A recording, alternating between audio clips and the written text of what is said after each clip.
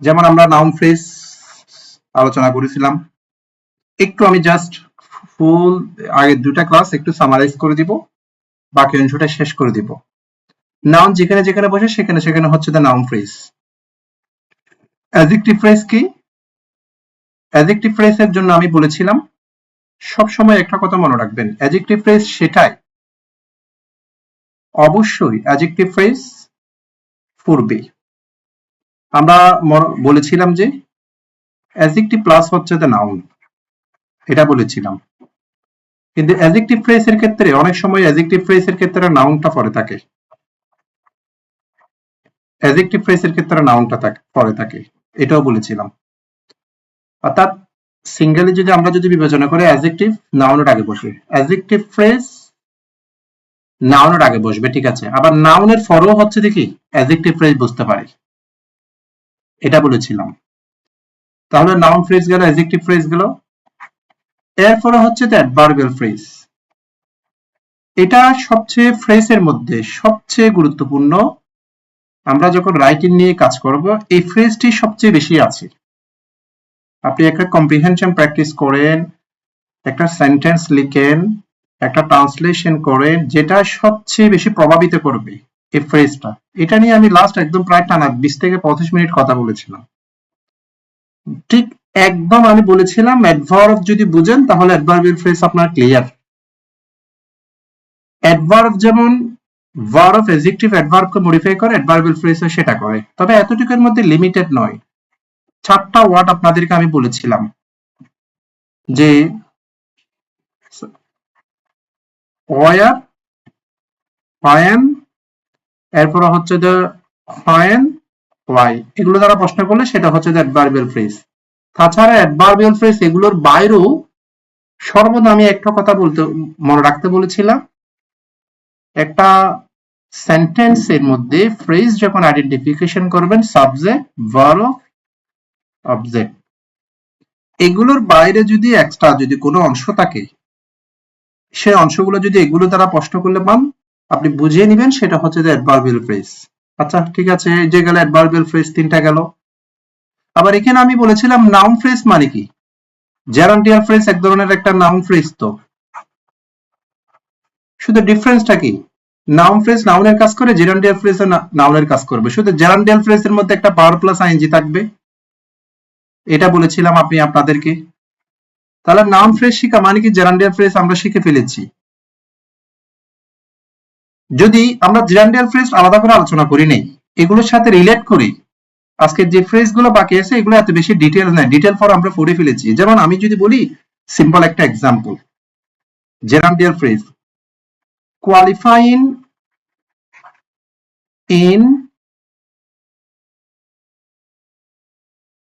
in the competitive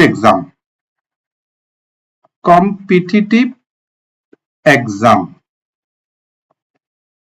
is not a piece of cake.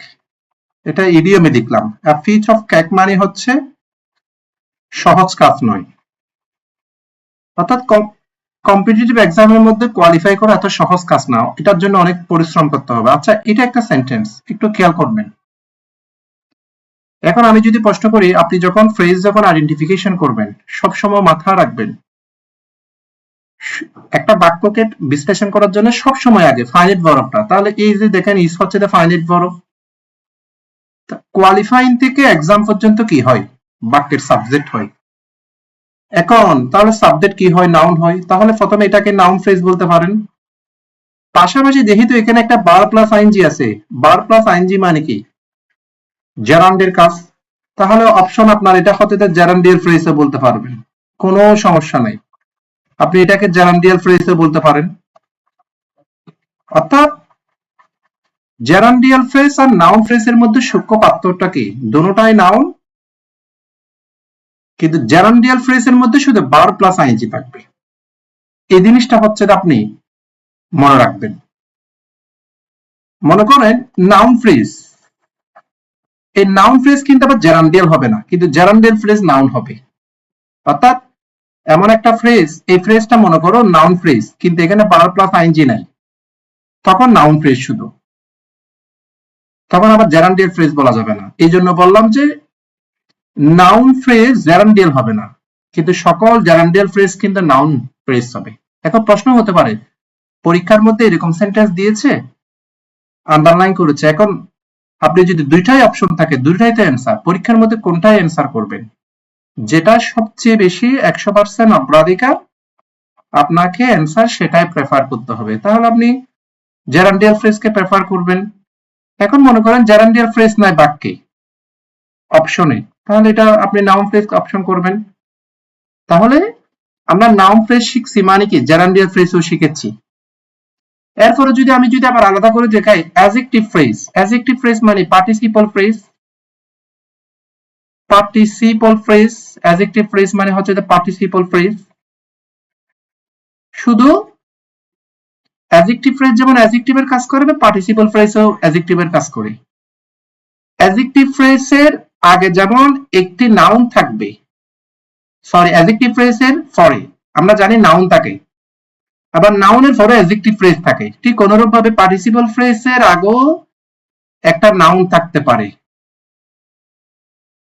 আবার এই যে পার্টিসিপল, এটা যদি নাউন হয়, নাউনের পরে যদি অ্যাডজেক্টিভ হয়, তাহলে অ্যাডজেক্টিভ ফ্রেজ মানে হচ্ছে পার্টিসিপল ফ্রেজ, নাউনের পরেও হচ্ছে পার্টিসিপল ফ্রেজ থাকতে পারে। দেখেন তাহলে আমরা পার্টিসিপল ফ্রেজও ক্লিয়ার করে ফেলেছি। এখন আমি যদি আবার সেন্টেন্সটাকে আবার এভাবেই যদি লিখি, সাপোজ মনে করেন মাই স্টুডেন্ট, আবার এভাবেই লিখি সেন্টেন্সটা, একই সেন্টেন্সটা কোয়ালিফাইড। আপনি যদি ফ্রেজগুলো বিন্যাস করতে জানেন, একটা সেন্টেন্সকে নিজের মতো করে স্বাধীনভাবে অনেকভাবে বিন্যাস করতে পারবেন। মনে করেন qualified in the admission test. হ্যাঁ, my student qualified in the admission test. হ্যাঁ, তাহলে এখানে আমি লিখতে পারি ইট আ হিউজ। মনে করেন এটা আমার জন্য হচ্ছে একটা বড় একটা অ্যাচিভমেন্ট, আমি বললাম। এখন আপনি দেখেন আবার দুইটা আন্ডারলাইন, আবার ইস হচ্ছে ফাইন্ড ইট ফর, তাহলে মাই থেকে শুরু করি একদম এই পর্যন্ত যদি আন্ডারলাইন এতটুকু করে কি বলবেন? নিঃসন্দেহে এটা subject with a noun phrase বলবেন। ওকে, নাউন ফ্রেজ। এখন আপনাকে ক্রিটিক্যালি কোয়েশ্চেন করবে, এত সহজে কোয়েশ্চেন করবে না। মনে করুন আন্ডারলাইনটা এখান থেকেই করেছে, এতটুকু মাই স্টুডেন্টটা বাদ দিয়েছে, তাহলে আপনাকে বুঝতে হবে এই যে qualified in the admission test, কে মানে এই তথ্যটা, এই ইনফরমেশনটা কার? স্টুডেন্টের তো। তাহলে স্টুডেন্ট এই অংশটা কি নাউন বা নাউন ফ্রেজ? নাউন বা নাউন ফ্রেজ। তাহলে নাউন বা নাউন ফ্রেজকে মডিফাই করে এবং নাউনের পরে বসে কি বলেছিলাম? অ্যাডজেক্টিভ ফ্রেজ বলেছিলাম, নাউনের পরে নাউনকে মডিফাই করে। লাস্ট ক্লাসে বলেছিলাম সেটাকে ফোর্স মডিফায়ার। নাউনের আগে অ্যাডজেক্টিভ বসলে ফ্রি মডিফায়ার, নাউনের পরে অ্যাডজেক্টিভ বসলে ফোর্স মডিফায়ার। তাহলে আপনাদেরকে ক্লিয়ার করতে হবে যে এই জিনিসটা বারবার ক্লিয়ার করতেছি, অ্যাডজেক্টিভ প্লাস নাউন, আবার নাউন প্লাস অ্যাডজেক্টিভ। এই নাউন প্লাস এই যে অ্যাডজেক্টিভ, এটা শুধু ফ্রেজ এবং ক্লজের ক্ষেত্রে হয়, বিশেষ করে মনে রাখবেন। অর্থাৎ সিঙ্গেল অ্যাডজেক্টিভ নাউনের আগে হবে, এটা ফ্রি মডিফায়ার হবে। আবার নাউনকে যখন অ্যাডজেক্টিভ মডিফাই করে সেটা ক্লজ আর ফ্রেজের ক্ষেত্রে পরে হয় ফোর্স মডিফায়ার, বেশিরভাগ ক্ষেত্রে। এই দুইটা জিনিস মনে রাখবেন।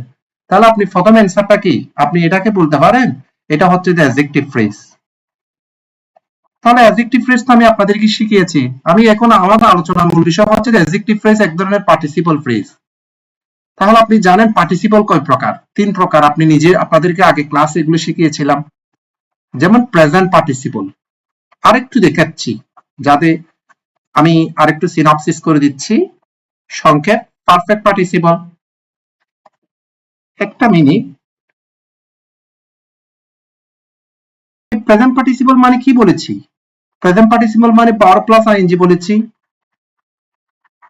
পাস্ট পার্টিসিপল মানে ভার্বের ফি ফর্ম বলেছি। পারফেক্ট পার্টিসিপল মানে কি? জাস্ট ওই বার ফার্স্ট পার্টিসিপলের আগে একটা হেভিং যুক্ত থাকলে পারফেক্ট পার্টিসিপল। ঠিক অনুরূপ ভাবে যেমন তাহলে এটা যদি নাউন হয়, নাউনের পরে এতটুকু পর্যন্ত আন্ডারলাইনটা কি হবে? Adjective phrase. এখন আবার এটার অ্যাডজেক্টিভের এই দেখেন এখানে একটা ভার্বের ফিফি ফ্রম আছে, কোয়ালিফাইড, কোয়ালিফাই থেকে কোয়ালিফাইড। তাহলে এখানে একটা কি আছে? ফিফি ফ্রম আছে। ফিফি ফ্রম মানে কি? First participle form. First participle কিসের অংশ? কিছুক্ষণ আগে দেখিয়েছি, পার্টিসিপলের অংশ। তাই আবার এটাকে আমি বলতে পারি পার্টিসিপল ফ্রেজ। যদি স্পেসিফিক্যালি বলতে চাই আরো, এটা হচ্ছে একটা ফার্স্ট পার্টিসিপল ফ্রেজ। যদি এখানে আইএনজি থাকে তাহলে বলবো যে অ্যাডজেক্টিভের কাজ করলে প্রেজেন্ট পার্টিসিপল ফ্রেজ।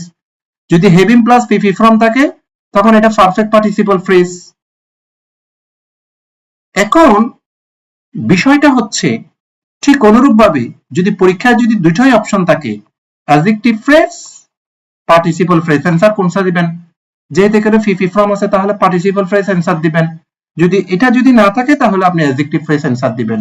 তাহলে আমরা কি কি বলেছি? নাউন ফ্রেজের সাথে জেরান্ডিয়াল ফ্রেজ শিখলাম, অ্যাডজেক্টিভ ফ্রেজ আগে আলোচনা করেছি, অ্যাডজেক্টিভ ফ্রেজের সাথে আমি পার্টিসিপল ফ্রেজ শিখলাম, অ্যাডভার্বিয়াল ফ্রেজ শিখলাম। ফ্রেজ মূলত হচ্ছে যে এই তিনটাই ফ্রেজ, তারপর হচ্ছে যে প্রিপোজিশনাল ফ্রেজ। এর বাইরে বলতে গেলে কিন্তু আর এরকম কোনো মানে ফ্রেজ আপনাদের লাগবে না। যদি আমি ওভারঅল সবগুলো আলোচনা করেছি, আর যেগুলো বাকি আছে এগুলো আলোচনা করে দিব, পূর্ণাঙ্গ একটা কনসেপ্ট থাকুক। ওই যে আপনাদেরকে বলেছিলাম লাস্ট ক্লাসে, যেমন অফ, এটা কি? এটা হচ্ছে যে একটা প্রিপোজিশন। যদি বলি আমি মনে করেন একসাথে তিনটা আবার এভাবে লিখলে ইন ফ্রন্ট অফ, তাহলে ফ্রেজ মানে কি? একের অধিক ওয়ার্ড, এটা একটা ওয়ার্ড বিদায় প্রিপোজিশন। আপনি যখন একাধিক ওয়ার্ড তাহলে এটা ফ্রেজ। এটা এমন একটা ফ্রেজ, আগেও প্রিপোজিশন পরেও প্রিপোজিশন, এটাকে বলবেন প্রিপোজিশনাল ফ্রেজ। আপাতত এতটুকু মনে রাখেন। এটা হচ্ছে আমি আগের ক্লাসে বলেছি, ক্লাসটা মাঝখানে ইন্টারাপ্টেড হয়েছিল, এটা রেকর্ড ক্লাসেও আছে, আপনাদেরকে এগুলো কিন্তু বলেছি। হ্যাঁ, এখন আচ্ছা আমাকে আমার শব্দ শুনতে কি কোনো সমস্যা হচ্ছে? একটু কি বলবেন? আচ্ছা ঠিক আছে। তাহলে এই যে ইন ফ্রন্ট অফ, যেমন আমি আরেকটা বলেছি with a view to, suppose with a view to, এটাও একটা হচ্ছে যে আমি বলতে পারি এটাও একটা প্রিপোজিশনাল ফ্রেজ। তাহলে আপাতত এতটুকুই মনে রাখবেন, খুব সিম্পলি আমরা বিষয়গুলো খুব সহজভাবে বুঝবো। একটা ওয়ার্ড হলে প্রিপোজিশন, একের অধিক ওয়ার্ড যখন প্রিপোজিশনের কাজ করবে, আগেও প্রিপোজিশন পরেও প্রিপোজিশন, প্রিপোজিশনাল ফ্রেজ। ওই মূল বিষয়টা কি? কিন্তু কাজ কিন্তু একটা, ওই যে আমি বলেছিলাম না, যেমন নাউন যদি বুঝেন নাউন ফ্রেজ বুঝবেন, অ্যাডজেক্টিভ বুঝা অ্যাডজেক্টিভ ফ্রেজ বুঝা, ঠিক প্রিপোজিশন বুঝলে প্রিপোজিশনাল ফ্রেজ বুঝবেন। প্রিপোজিশনের পরে কি হয়? নাউন হয় সাপোজ, বা নাউন ফ্রেজ হয় প্রিপোজিশনের পরে, বা প্রোনাউন হয়। এক্স্যাক্টলি প্রিপোজিশনাল ফ্রেজের পরে, এই যে প্রিপোজিশনাল ফ্রেজের পরে হচ্ছে যে নাউন, নাউন ফ্রেজ এবং প্রোনাউন হয়। এই যে দেখেন আপনাদেরকে এটা প্রমাণ দেখাই, আমরা একটু এক্সাম্পল লিখব। যেমন আমি যদি বলি, সিম্পল একটা এক্সাম্পল, সাপোজ আমি যদি বলি দ্য পোস্ট অফিস, এখানে একটা সেন্টেন্স লিখতেছি, the post office, the post office is situated near college. কলেজের সন্নিকটে বা কলেজের কাছে হচ্ছে পোস্ট অফিস অবস্থিত, সাপোজ। আবার এটাকে আমি চাইলে আবার এভাবেও লিখতে পারি, the post office, the post office is situated in front of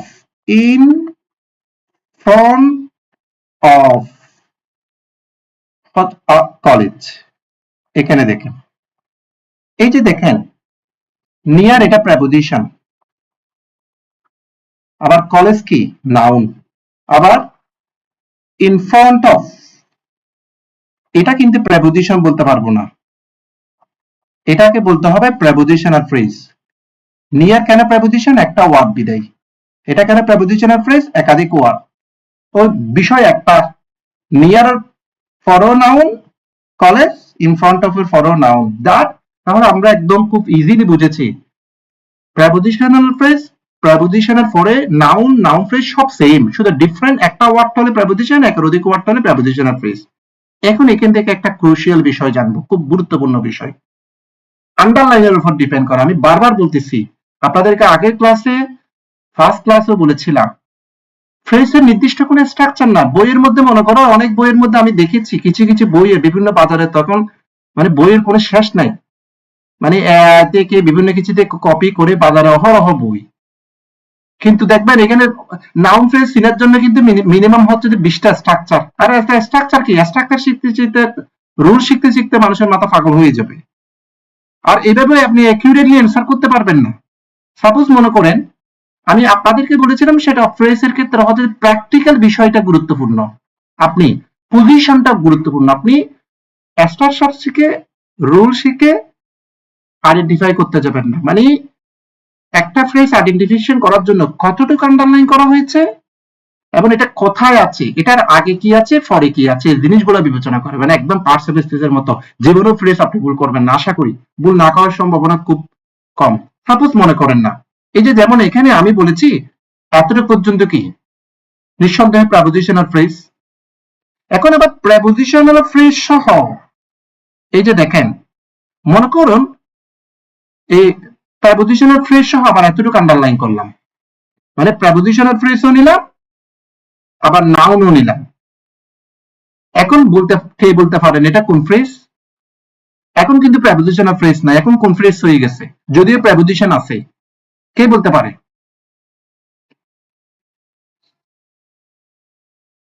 বলেন। মানে আমার কথা শোনা যাচ্ছে?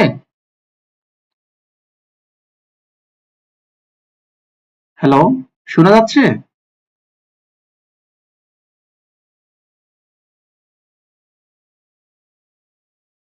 আপনারা আমার কথা শুনতে পাচ্ছেন? আচ্ছা, তাহলে দেখেন এই এতটুকু পর্যন্ত হচ্ছে প্রেপোজিশনাল ফ্রেজ। কিন্তু যখন ফুলটা নিব, তখন ফুলটা এই যে পোস্ট অফিসটা হচ্ছে কলেজের সামনে অবস্থিত, এখন কিন্তু প্রশ্ন করা হচ্ছে যে অয়া দ্বারা প্রশ্ন করা হচ্ছে। তাহলেই আন্ডারলাইন যখন এতটুকু করেছি প্রেপোজিশনাল ফ্রেজ, কেন? আগেও প্রেপোজিশন, পরেও প্রেপোজিশন, পরবর্তীতে নাউন আছে। মানে প্রেপোজিশনাল ফ্রেজ বলবেন না এরকম থাকলো, যেমন ইন ফ্রন্ট অফ বলেছি আমি তো আপনাদেরকে প্রেপোজিশনাল ফ্রেজ, তাও প্রেপোজিশনাল ফ্রেজ বলা যাবে না যদি পরবর্তীতে নাউন না থাকে, নাউন ফ্রেজ না থাকে, প্রোনাউন না থাকে, থাকতে হবে। তাহলে এতটুকু আন্ডারলাইন করেছি, এই যে এতটুক একদম, তখন আমি বলেছি এই যে একদম, আমি যদি আপনাদেরকে গিয়া করে দেখাই, কালার করে যদি দেখাই, এই যে এতটুক যখন বলেছি তখন হচ্ছে যে প্রেপোজিশনাল ফ্রেজ, পরে নাউন আছে। এখন যখন নাউনটা সহ নিয়ে নিলাম, তখন কিন্তু প্রশ্ন করা হচ্ছে পোস্ট অফিসটা কোথায় অবস্থিত? কলেজের পাশে অবস্থিত, হয়ার দ্বারা প্রশ্ন করা হচ্ছে। ওই যে প্র্যাকটিক্যাল বিষয়টা। তাহলে এখন কোন ফ্রেজ হয়ে গেছে? এখন হচ্ছে যে অ্যাডভার্বিয়াল ফ্রেজ হয়ে গিয়েছে। এটাই আপনাদেরকে বলেছি। তাহলে দেখেন প্রেপোজিশনাল ফ্রেজ কলস সহ নিলে কিন্তু কি সেটা আবার অ্যাডভার্বিয়াল ফ্রেজ হয়ে যাচ্ছে। কেন হয়ে যাচ্ছে? প্রেপোজিশন থাকা সত্ত্বেও ফুলটা যখন আমি করেছি, এটাকে প্রশ্ন করা হচ্ছে কি দ্বারা? হয়ের দ্বারা প্রশ্ন করা হচ্ছে। হয়ের দ্বারা প্রশ্ন করলে কি হয়? অ্যাডভার্বিয়াল ফ্রেজ হয়। এটা এরপর যদি দেখি আমাদের প্রেপোজিশনাল ফ্রেজ হয়ে শেষ, বাকি ফ্রেজ গুলো এরকম, যেমন লাস্ট ক্লাসে আমি আপনাদেরকে ইনফিনিটিভ ফ্রেজও বলেছিলাম। ইনফিনিটিভ ফ্রেজ একদম বিস্তারিত বলেছি। ইনফিনিটিভ ফ্রেজ কিভাবে আলোচনা করবেন। ইনফিনিটিভ ফ্রেজ জাস্ট আপনি আপনাদেরকে বলেছিলাম ইনফিনিটিভ মানে কি, টু প্লাস ভার্বের বেস ফর্ম, ভার্বের বেস ফর্ম, এটা মানে ইনফিনিটিভ। সাপোজ মনে করেন আমি যদি বলি টু লার্ন, এখন ইনফিনিটিভ। তাহলে এখন ইনফিনিটিভের পরে যদি আরো যদি অতিরিক্ত ওয়ার্ড আসে, একটা দুইটা একাধিক ওয়ার্ড আসলে, অর্থাৎ এমন শব্দগুচ্ছ যেখানে ইনফিনিটিভ থাকবে, তাহলে এটা ইনফিনিটিভ ফ্রেজ বলবেন। ইনফিনিটিভ ফ্রেজ মানে কি? ইনফিনিটিভ যুক্ত অংশ, টু প্লাস ভার্ব যুক্ত অংশটাই মানে ইনফিনিটিভ ফ্রেজ। এবং এরপরে বলেছিলাম ইনফিনিটিভ ফ্রেজ ইনফিনিটিভের মতো কাজ করে। কি কি কাজ করে? যেমন ইনফিনিটিভ নাউনের কাজ করে, ইনফিনিটিভ অ্যাডজেক্টিভের কাজ করে, ইনফিনিটিভ অ্যাডভার্বের কাজ করে। মেজরলি নাউন এবং অ্যাডভার্বের কাজ সবচেয়ে বেশি করে। ঠিক ইনফিনিটিভ ফ্রেজও হচ্ছে নাউন, অ্যাডজেক্টিভ, অ্যাডভার্বের কাজ করে। এটা বাক্য দিয়ে আমি আপনাদেরকে খুব জ্ঞা করে বুঝিয়েছিলাম কিভাবে ইনফিনিটিভ ফ্রেজ আইডেন্টিফাই করবেন।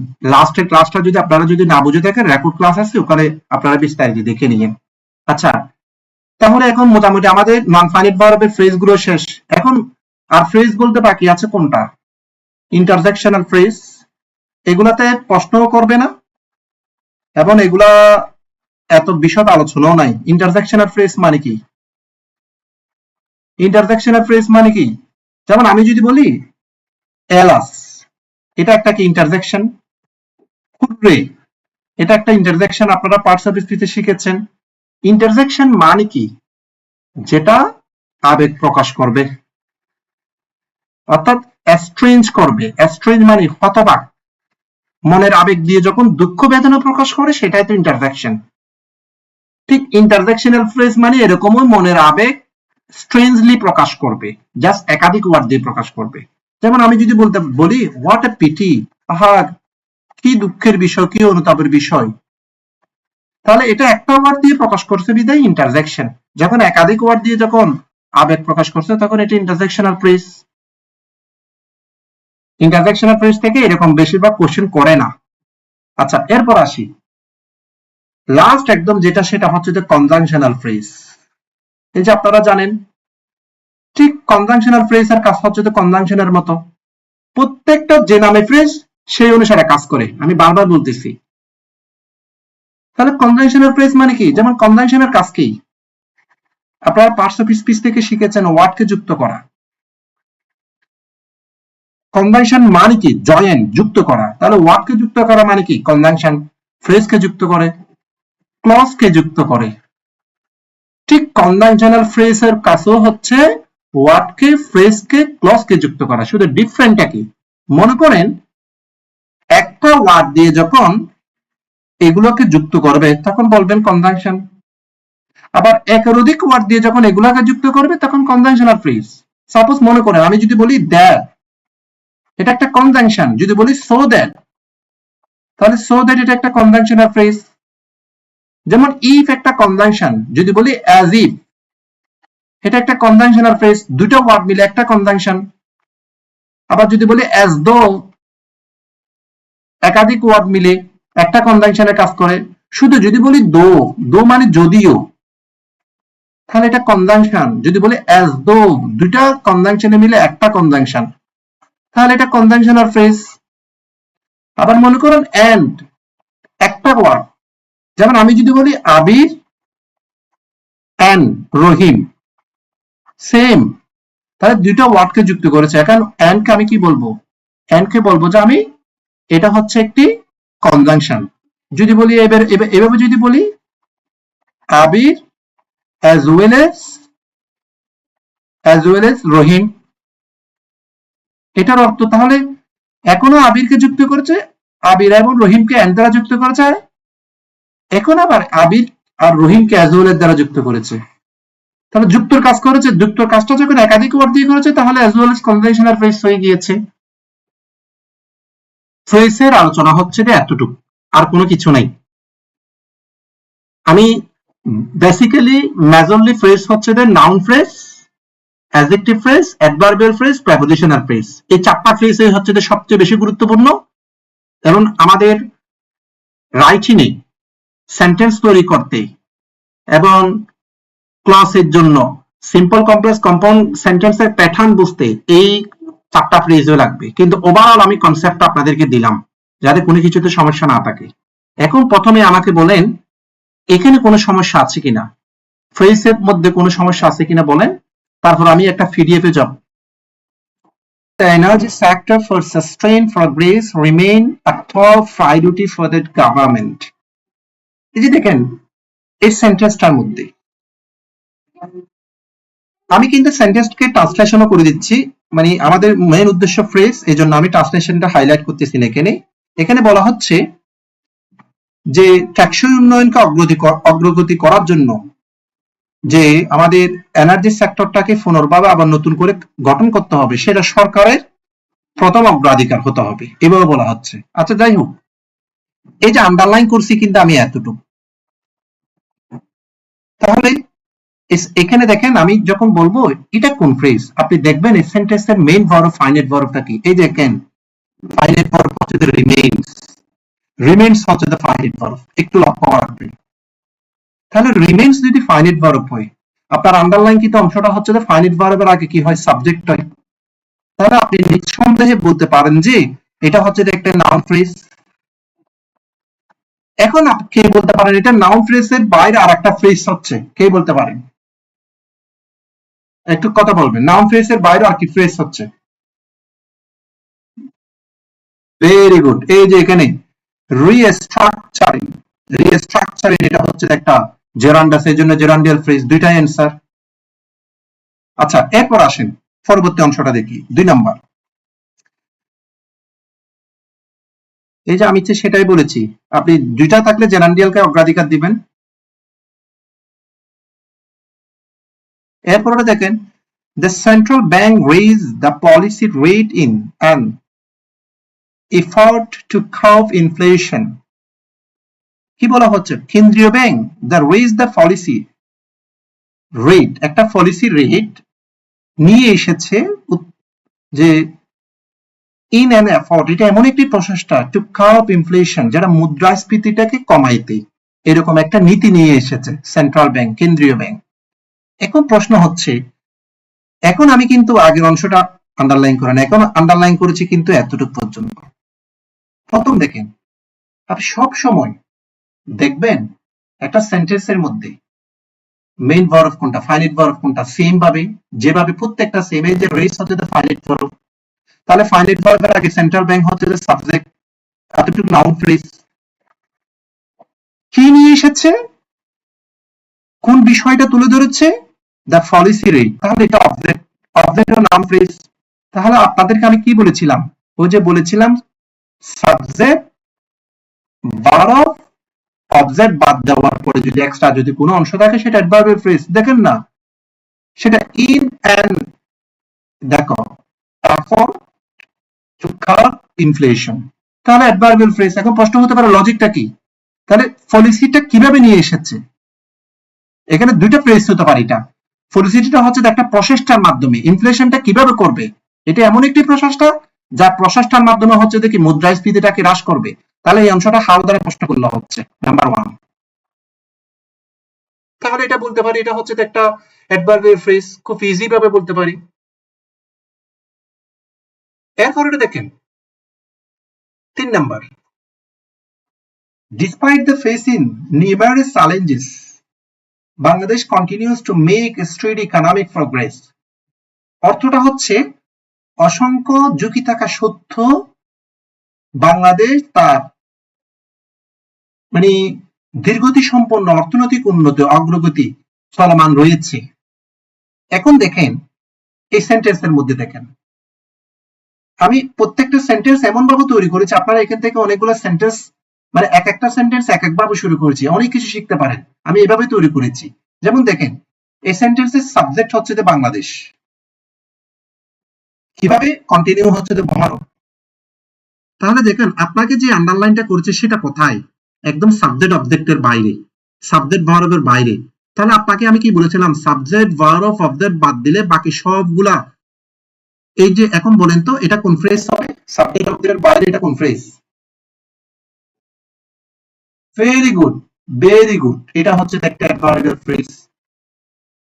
যেমন প্রশ্ন হতে পারে স্যার এটা কিভাবে, কেন অ্যাডভার্বিয়াল ফ্রেজ? আমি তো বলেছি কেন, কোথায়, কিভাবে, কখন। এটা হচ্ছে দেখি কন্ট্রাস্ট প্রকাশ করতেছে, মানে সেলেন্স থাকা সত্ত্বেও অগ্রগতি হচ্ছে, কথাটা কিন্তু সমার্থক না, বিপরীতার্থক। এরকম অ্যাডভার্বিয়াল ফ্রেজ দ্বারা কারণও বোঝায়, শর্তও বোঝায়, ফলাফলও বোঝায়।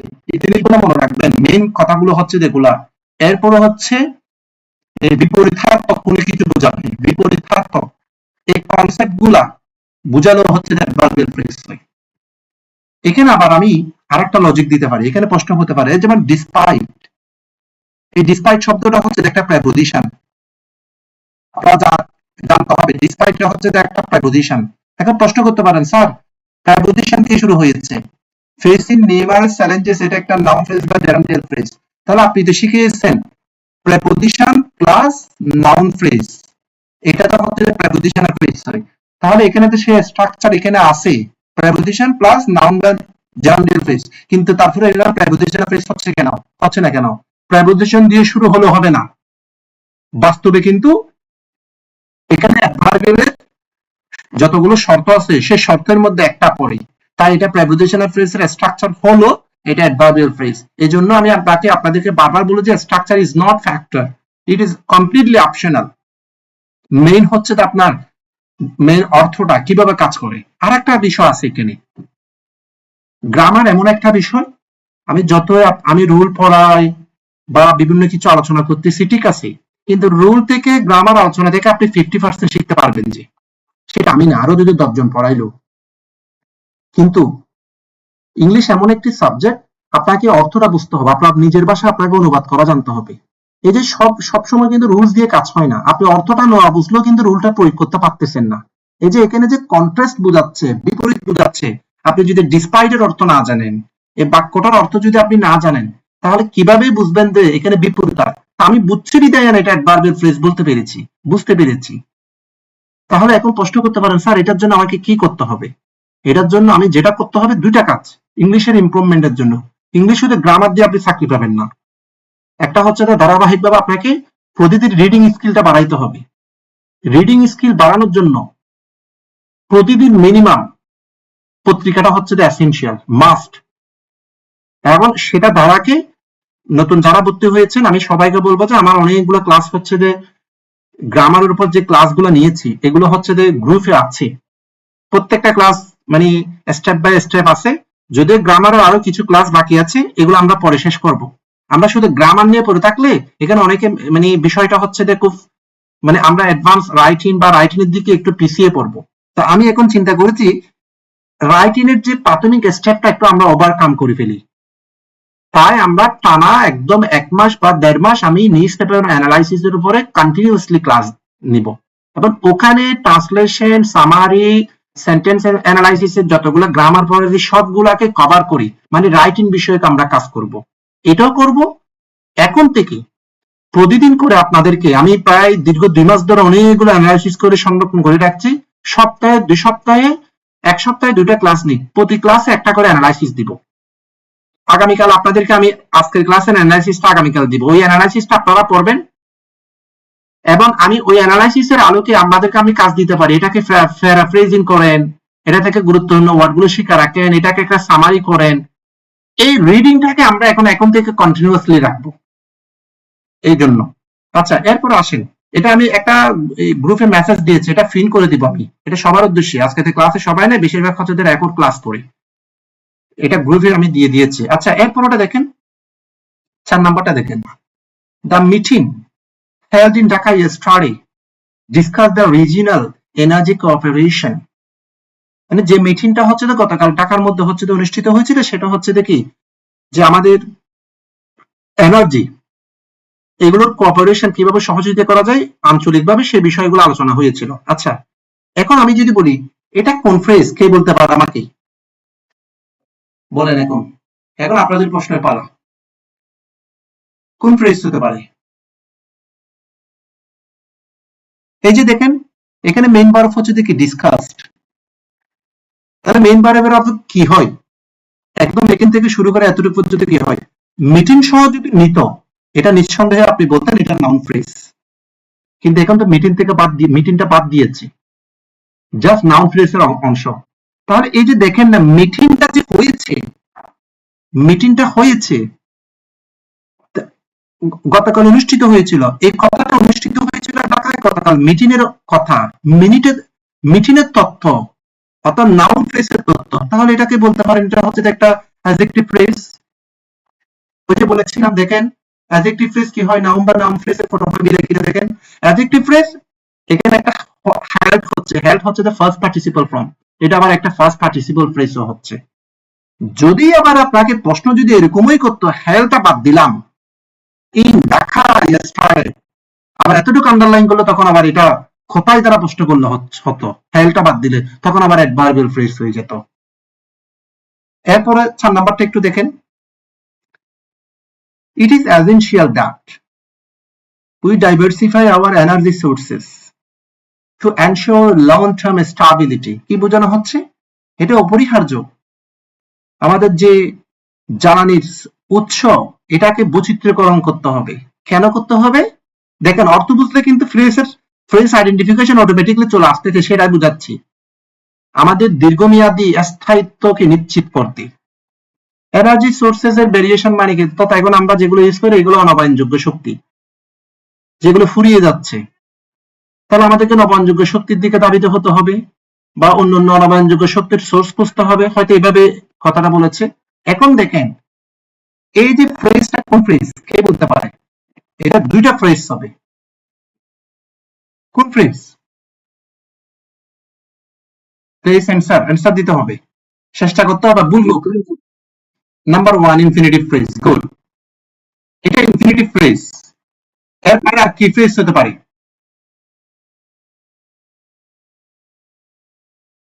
এই যে দেখেন, এর বাইরে হচ্ছে যে ভেরি গুড, ভেরি গুড, এটা হচ্ছে দ্য অ্যাডভার্বিয়াল ফ্রেজ, এটা হচ্ছে দ্য অ্যাডভার্বিয়াল ফ্রেজ। কেন ইনফিনিটিভ ফ্রেজ? কেন সেটা আপনারা বুঝছেন সবাই, টু প্লাস ভার্বের বেস ফর্ম আছে, এরপরে একাধিক ওয়ার্ড আছে। এই যে কারণ, এখানে কারণ বোঝাচ্ছে। আপনি যখন অটোমেটিকলি যেখানে এখান থেকে একটা গুরুত্বপূর্ণ একটা রাইটিং এর একটা স্কিল শিখে নিতে পারেন। আমরা টানা যে ক্লাস করবো 1 মাস 1.5 মাস, এই বিষয়গুলোর আমরা অ্যাকচুয়ালি কিন্তু আমি এক্সপোজ করবো। যে যেমন দেখেন, একটা সেন্টেন্স কে বলো না, আপনি যখন আপনি রাইটিং আপনাদের যে জিনিসগুলো প্রাথমিক স্টেপস শেখাবো, রিডাকশন কিভাবে করবেন, মানে একটা সেন্টেন্সকে ছোট ছোট কিভাবে করবেন, একটা সেন্টেন্সকে এনলার্জ কিভাবে করবেন, বড় কিভাবে করবেন। মনে করুন আপনার কথা আছে এতটুকু পর্যন্ত, এখন আপনার ফ্রি হ্যান্ড রাইটিং মানে এই সেন্টেন্সটাকে আরেকটু বড় করতে চাচ্ছেন, তাহলে is it essential we diversify our energy source?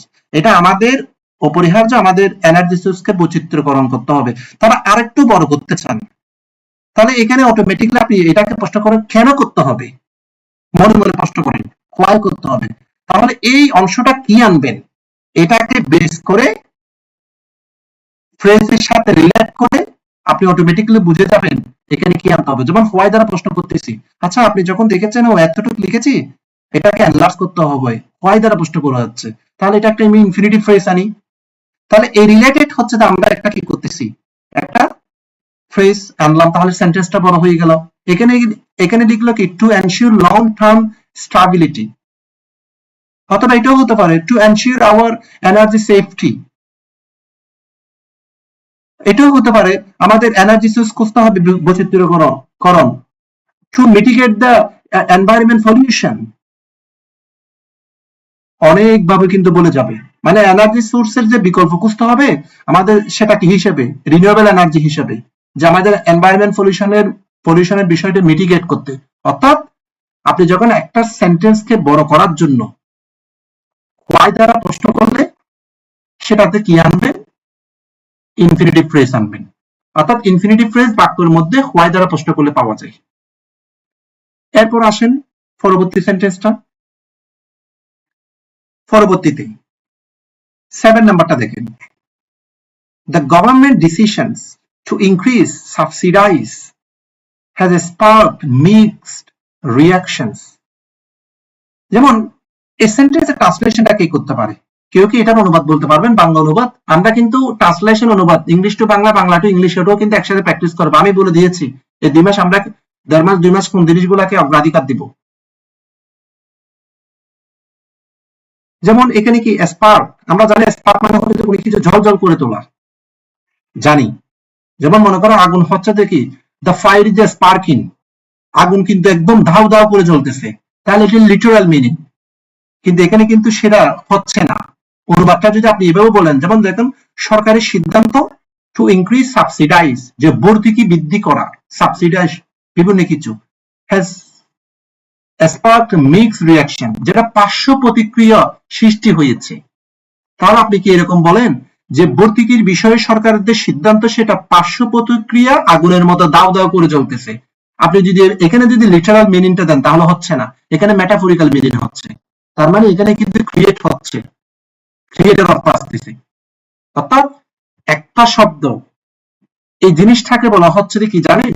এই জিনিসটাকে বলা হয় কোলাবোরেশন, সরি কোলোকেশন, কোলাবোরেশন না কোলোকেশন। কোলোকেশন মানে কি? অর্থাৎ ওয়ার্ড অবস্থান অনুসারে ওয়ার্ডের সঠিক অর্থটা বের করতে পারার নামই হচ্ছে যে কোলোকেশন। এটাও ট্রান্সলেশনের একটা গুরুত্বপূর্ণ একটা বিষয়। আচ্ছা যাই হোক, আমরা ওদিকে যাচ্ছি না। এখন আমাকে কে বলতে পারেন বর্তমানে the government decision to increase subsidy, এটা কোন ফ্রেজ? প্রথমে কে বলতে পারেন? আচ্ছা এখন তাহলে টু ইনক্রিজ থেকে এতটুকু পর্যন্ত কোন ফ্রেজ? ইনফিনিটিভ ফ্রেজ, ঠিক আছে। ইনফিনিটিভ ফ্রেজের বাইরে কি ফ্রেজ হচ্ছে? টু ইনক্রিজ সাবসিডাইজ কি ফ্রেজ হচ্ছে? নিঃসন্দেহে এটা হচ্ছে একটা অ্যাডজেক্টিভ ফ্রেজ। ওই যে বলেছিলাম ইনফিনিটিভ ফ্রেজ, অ্যাডভার্ব ফ্রেজ আর নাউন ফ্রেজের বাইরে ইনফিনিটিভ ফ্রেজ অ্যাডজেক্টিভ ফ্রেজ হচ্ছে। তো ঠিক আছে। তো এই যে টু ইনক্রিজ সাবসিডাইজ, এটা কিসের কথা? এটা সরকারের সিদ্ধান্তের কথা। এটা নাউন ফ্রেজকে মডিফাই করেছে, নাউন ফ্রেজের ইনফরমেশন। এই জন্য টু ইনক্রিজ সাবসিডাইজ এখানে হচ্ছে দেখি আপনার অ্যাডজেক্টিভ ফ্রেজ। যাই হোক, এখানে প্রায় 30টা আছে, আমি পিডিএফটা দিয়ে দিব।